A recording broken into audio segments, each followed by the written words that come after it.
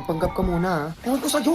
Ayaw mo pa kasi ako pakilala sa nanay mo eh. Papakilala ka naman eh, pero hindi pa sa ngayon. Oo, natalian mo na. Wait lang.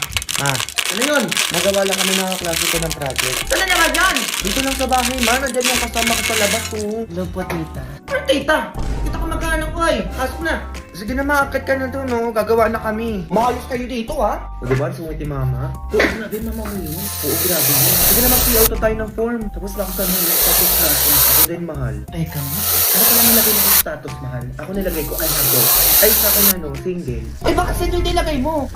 Ay, ano ba dapat, mahal? Kapal na mukha mo, wala kang girlfriend? Ha? Oh my God, pinatungtong dito. Ay, ano ba dapat ilalagay dito? Palitan mo yan! Lagay mo dyan, I have girlfriend na sobrang kanta. Si mahal naman, pwede ba yun? Pwede yan! Ano pa rin mo yung single mo dyan? Sige, ito na, mapalitan na. Panseto, alam mo single siya eh. Ano ako dito, ha? Ano ka? Eh, di ba Harold? Para manahimik ka na dyan. Ay, hello po, tita. Ma, Eh, akala ko ba classmate ko lang yan? Doon, ha? Ay, para ba? Abot po ng bayad. Uwi ka na sa bahay mo.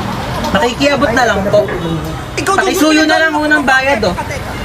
Kuya, pakikatch na nga lang.